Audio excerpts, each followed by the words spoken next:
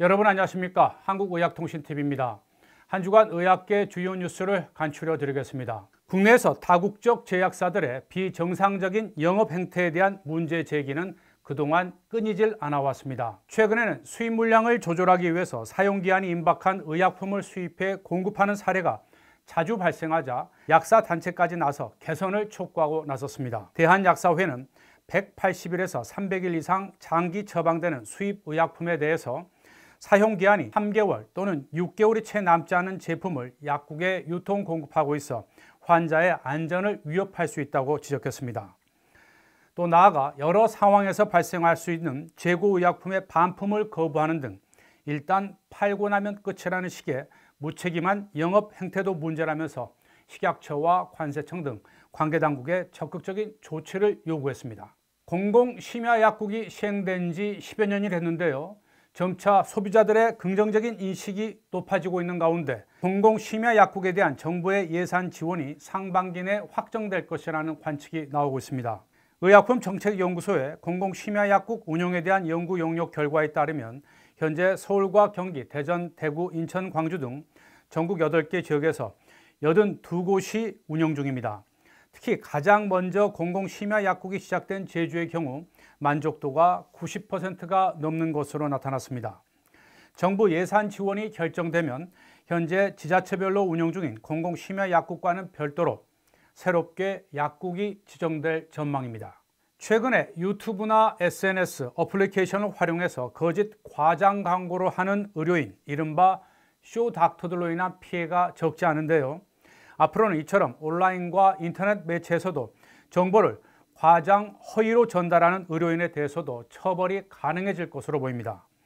보건복지부는 이 같은 내용을 담은 의료법 시행령 일부 개정안을 30일 입법 예고하고 오는 5월 10일까지 의견을 받는다고 밝혔습니다. 현행 규정은 매체의 다양성을 반영하지 못한다는 지적에 따라 인터넷 매체로까지 확대한 것입니다. 리아벡스는 젠벡스 엔카일이 개발한 췌장암 치료제로 2014년에 식약처로부터 조건부 허가를 받아서 21번째 국산 신약으로 등록됐습니다.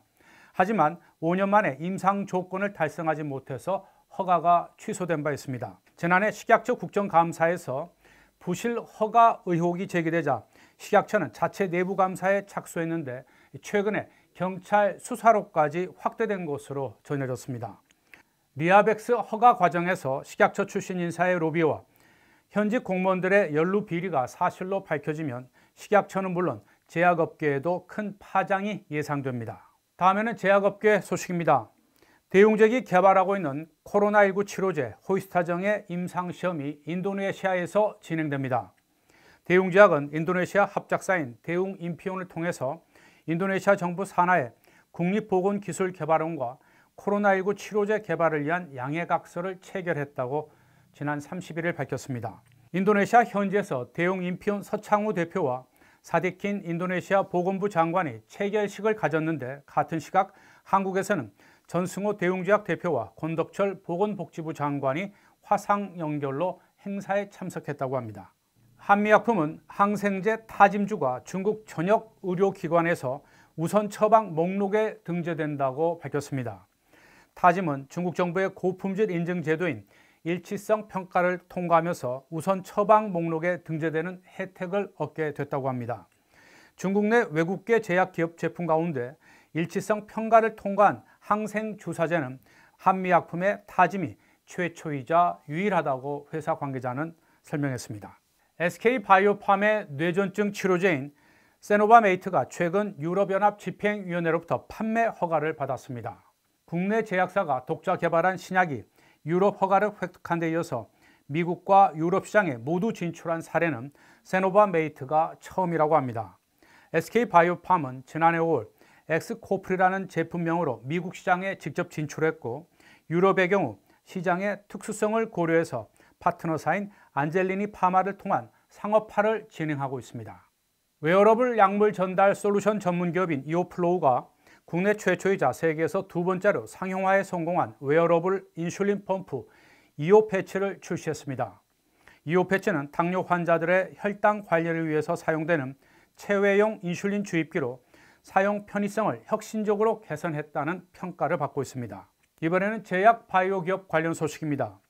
지난해 제약 바이오 회사들의 영업 성적은 코로나19 사태에도 다른 업종에 비해서 비교적 괜찮았지만 코스피와 코스닥 기업 간에는 다소 희비가 엇갈렸습니다. 증시에 상장된 제약 바이오 기업 중 상위 30개사의 지난해 매출은 19조 8,170억여 원으로 전년 대비 14% 증가했고 영업이익은 64% 는 것으로 나타났습니다.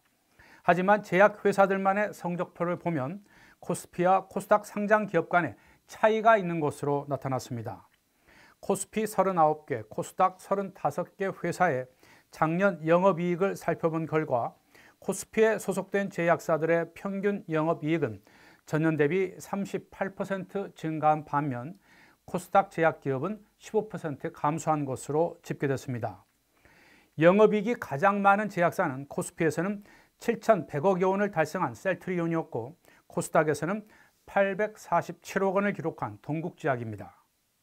앞서 전해드린 대로 제약바이오 회사들은 지난해 영업 실적이 다른 업종에 비해서 상대적으로 나쁘지 않아서 코로나 사태 속에서도 직원을 줄이지 않고 오히려 더 채용한 것으로 나타났습니다. 금융감독원 자료에 따르면 제약바이오 기업 중 지난해 말 기준 매출액 상위 30곳의 직원 수는 총 34,357명으로 전년 대비 707명, 2%가량 늘었습니다. 하지만 남녀 성비는 7대3 수준으로 불균형이 여전히 심각해 개선이 필요한 것으로 지적됐습니다. 이번에는 코로나19 관련 소식입니다. 정부가 코로나19 치료제와 백신의 신속한 개발을 위해서 대규모 국내 3상 임상시험 수행을 본격적으로 지원합니다. 국가임상시험지원재단은 이를 위해서 국가감염병 임상시험센터 구축 지원 사업에 고려대학교 안암병원 컨소시엄과 서울 성모병원 컨소시엄을 추가로 선정했다고 밝혔습니다. 선정된 과제는 최대 2년간 임상시험에 필요한 시설과 장비, 인건비 등으로 연간 7억 5천여만 원이 지원됩니다. 한국산 블록버스터급 신약이 나오려면 정부와 민간 자본의 선순환 구조로 글로벌 3상 임상의 역량을 높여야 한다는 의견이 나왔습니다. 한국제약바이오협회가 지난 30일 개최한 K-블록버스터 글로벌 온라인 포럼에서 나온 전문가들의 제언인데요. 송시영 연세대 의대 교수 등 전문가들은 블록버스터 신약 개발을 위해서 활발한 오픈 이노베이션과 후기 임상을 집중 지원하는 메가펀드 조성이 특히 필요하다고 입을 모았습니다. 이번에는 약사단체 동정입니다. 한국병원약사회가 올해 창립 40주년을 맞아서 2021년 비전을 제시했습니다.